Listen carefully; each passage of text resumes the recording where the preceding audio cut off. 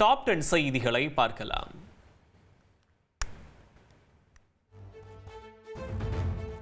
இந்தியாவின் 15வது குடியரசு துணைத் தலைவராக தமிழகத்தைச் சேர்ந்த CP ராதாகிருஷ்ணன் தேர்வாகியுள்ளார்.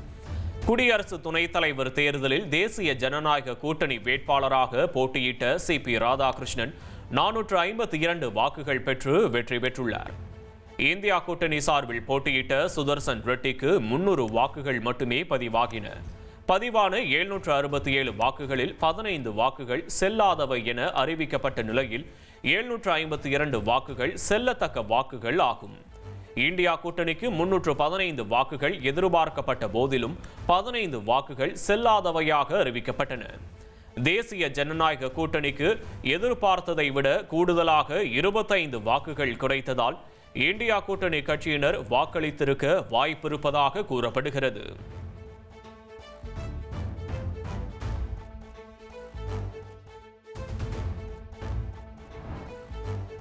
நேபாளத்தில் ஜென்சி போராட்டக்காரர்களின் போராட்டம் தீவிரமடைந்து வரும் நிலையில் அரசின் ஊழல்களுக்கு எதிராக கோஷமிட்டு வரும் அவர்கள் நாடாளுமன்ற கட்டிடத்திற்கு தீ வைத்ததால் அங்கு பரபரப்பு ஏற்பட்டது.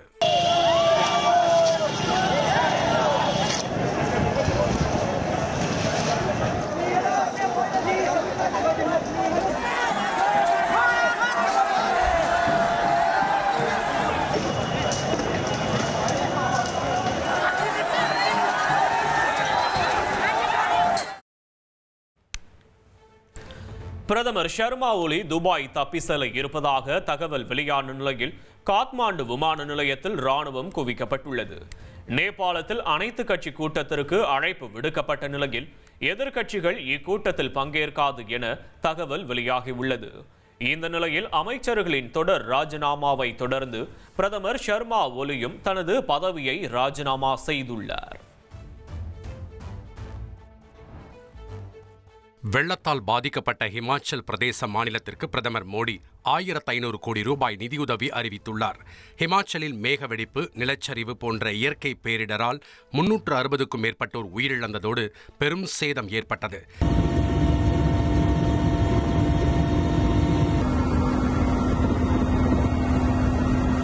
இயற்கை பேரிடரால் பாதிக்கப்பட்ட பகுதிகளை அம்மாநில முதல்வர் சுக்வீந்தர் சிங்குடன் இணைந்து ஹெலிகாப்டர் மூலம் பிரதமர் மோடி பார்வையிட்டார்.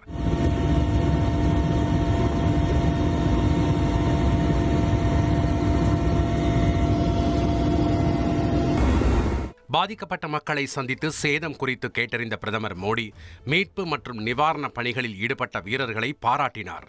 பின்னர் வெள்ளத்தால் பாதிக்கப்பட்ட ஹிமாச்சலுக்கு 1500 கோடி ரூபாய் நிதியுதவி அறிவித்த பிரதமர் மோடி உயிரிழந்தோர் குடும்பத்தினருக்கு தலா 2 லட்சமும் காயமடைந்தோருக்கு தலா 50,000 ரூபாயும் நிவாரணமாக வழங்கப்படும் என உத்தரவிட்டுள்ளார். மாநில பேரிடர் மீட்புக் குழுவின் 2வது தவணையை முன்கூட்டியே விடுவிக்கப்படும் எனவும் GPS உதவியுடன் சேதத்தை துல்லியமாக மதிப்பிட்டு விரைவாக உதவி வழங்கப்படும் எனவும் உறுதியளித்தார். அனைத்து பொது பயன்பாட்டு வாகனங்களிலும் வாகன இருப்பிட கண்காணிப்பு அமைப்பு கட்டாயமாக்கப்பட்டதை தொடர்ந்து கருவிகளை கொள்முதல் செய்ய தமிழ்நாடு அரசு டெண்டர் கோரியுள்ளது. பேருந்துகள், டாக்ஸிகள், சரக்கு வாகனங்கள் என அனைத்து பொது பயன்பாட்டு வாகனங்களிலும் வாகன இருப்பிட கண்காணிப்பு அமைப்பு கட்டாயம் என அரசாணை வெளியிடப்பட்டுள்ளது. பயணிகளின் பாதுகாப்பு மற்றும் வாகன கண்காணிப்பை மேம்படுத்தும் நோக்கில் இந்த நடவடிக்கை மேற்கொள்ளப்பட்டுள்ளது. இந்த வாகன இருப்பிட கண்காணிப்பு சாதனங்களை பதிவு செய்வதற்கும் செயல்படுத்துவதற்கும் விரிவான நடைமுறையை வகுத்துள்ள மாநில அரசு இதனை மேற்பார்வையிட போக்குவரத்து மற்றும் சாலை பாதுகாப்பு ஆணையருக்கு அங்கீகாரம் அளித்துள்ளது. இந்த சாதனங்களை வழங்கவும் பொருத்தவும் விரும்பும் உற்பத்தியாளர்கள் தங்கள் மாதிரிகளை போக்குவரத்து ஆணையரிடம் பதிவு செய்ய வேண்டும் எனவும் தெரிவிக்கப்பட்டுள்ளது.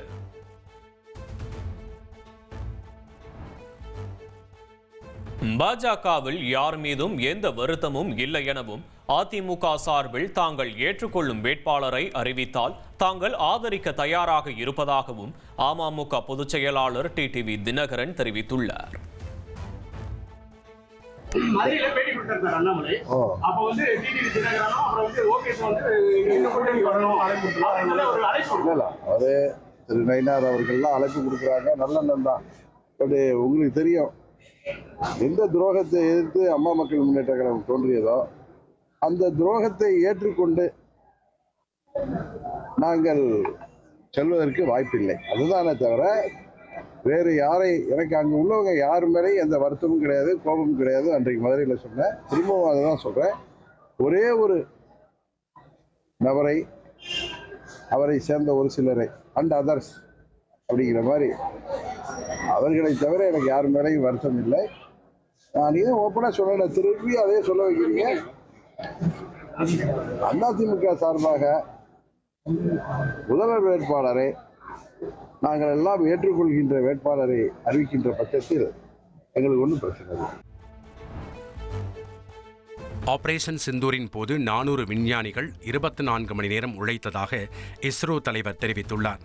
டெல்லியில் அகில இந்திய மேலாண்மை சங்கத்தின் 52வது தேசிய மேலாண்மை மாநாட்டில் கலந்து கொண்டு பேசிய அவர், ஆபரேஷன் சிந்தூரின் போது பூமி கண்காணிப்பு மற்றும் தகவல் தொடர்பு செயற்கைக்கோள்களை பயன்படுத்தி ஆதரவை வழங்க 400க்கும் மேற்பட்ட விஞ்ஞானிகள் 24 மணி நேரமும் உழைத்ததாக இஸ்ரோ தலைவர் நாராயணன் தெரிவித்துள்ளார். மேலும் 2027ஆம் ஆண்டு விண்வெளிக்கு மனிதர்களை அனுப்பும் இந்தியாவின் ககன்யான் திட்டத்தின் கீழ் இஸ்ரோ இதுவரை 7700 தரை சோதனைகளை முடித்துள்ளதாகவும் மேலும் 2300 சோதனைகள் திட்டமிடப்பட்டுள்ளதாகவும் கூறினார். அதோடு ககன்யான் திட்டத்தின் கீழ் இஸ்ரோ 3 ஆளில்லா விண்வெளி பயணங்களை மேற்கொள்ள திட்டமிட்டுள்ளதாகவும் அதில் முதலாவது பயணம் இந்த ஆண்டு டிசம்பரில் எதிர்பார்க்கப்படுவதாகவும் அவர் தெரிவித்துள்ளார். பிரான்ஸ் அதிபர் இமானுவேல் மேக்ரான் தனது நம்பிக்கையாளரும் பாதுகாப்பு அமைச்சருமான செபாஸ்டியன் லெகோர்னுவை புதிய பிரதமராக நியமித்துள்ளார். வணிக மற்றும் சீர்திருத்தங்களை ஆதரிக்கும் பாதையில் மேக்ரான் தொடர முடிவெடுத்துள்ளார். அனைத்து கட்சிகளுடனும் பேச்சுவார்த்தை நடத்துமாறு லெகோர்னுவிடம் மேக்ரான் கேட்டுக்கொண்டுள்ளார். இது மேக்ரானின் 5வது பிரதமர் நியமனம் ஆகும். இந்த நியமனம் இடதுசாரிகளிடையே விமர்சனத்தையும் போராட்டத்தையும் தூண்டியுள்ளது. ஆப்பிள் நிறுவனம் மிகவும் ஸ்லிம்மான ஐபோன் ஏர் போனை அறிமுகம் செய்துள்ளது. இது வெறும் 5.6 மில்லிமீட்டர் அகலமும் 145 கிராம் எடையும் கொண்டுள்ளது. 6.5 இன்ச் OLED 120 ஹெட்செட் ப்ரோமோஷன் டிஸ்பிளே, மேக்சேஃப் சார்ஜிங் ஆகிய அம்சங்களையும் கொண்டுள்ளது. மிகவும் இலகுவாக வடிவமைக்கப்பட்டுள்ள இந்த phone space black, cloud white, light gold, sky blue ஆகிய 4 கலர்களில் 256 GB முதல் 1 TB வரை ஸ்டோரேஜ்களில் கிடைக்கிறது. இதன் இந்திய விலை 1,19,900 முதல் தொடங்கும் நிலையில் செப்டம்பர் 19 முதல் முன்பதிவு செய்யலாம் என தெரிவிக்கப்பட்டுள்ளது.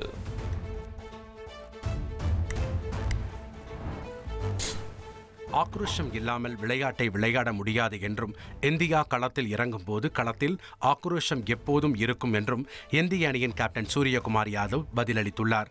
வருகின்ற செப்டம்பர் 14ஆம் தேதி பாகிஸ்தானும் இந்தியாவும் ஆசிய கிரிக்கெட் கோப்பை தொடரில் நேருக்கு நேர் மோத இருப்பது குறித்து நிபுணர்கள் எழுப்பிய கேள்விக்கு அவர் இவ்வாறு பதிலளித்துள்ள நிலையில், களத்தில் ஆக்ரோஷமாக இருக்க விரும்புபவர்கள் வரவேற்கப்படுகிறார்கள் என பாகிஸ்தான் கேப்டன் சல்மான் அலியும் பதிலளித்துள்ளார். வேகப்பந்து வீச்சாளர்களை பொறுத்தவரை அவர்கள் எப்போதும் ஆக்ரோஷமாக இருப்பார்கள் என்றும் அவர்களை தடுக்க முடியாது என்றும் கூறியுள்ள சல்மான் அலி, அதுதான் அவர்களை வழிநடத்துகிறது என்றும் தெரிவித்துள்ளார். நடிகர் சிவகார்த்திகேயன் டான் படத்தை இயக்கிய இயக்குனர் சிபி சக்கரவர்த்தியுடன் மீண்டும் இணைய உள்ளார். சிவகார்த்திகேயன் நடிப்பில் உருவான மதராசி திரைப்படம் கடந்த வாரம் உலகம் முழுவதும் வெளியாகி நல்ல வரவேற்பை பெற்றது. இந்நிலையில் அவர் அடுத்தடுத்து எந்த இயக்குநர்களுடன் கூட்டணி அமைக்க உள்ளார் என்ற தகவல் வெளியாகியுள்ளது. சிபி சக்கரவர்த்தியை தொடர்ந்து வெங்கட் பிரபு இயக்கத்தில் நடிக்க உள்ளார். மேலும் அதை தொடர்ந்து புஷ்கர் காயத்ரி இயக்கும் படம் என தொடர்ச்சியாக தனது கால்ஷீட்டை நடிகர் சிவகார்த்திகேயன் நிரப்பி வைத்துள்ளார்.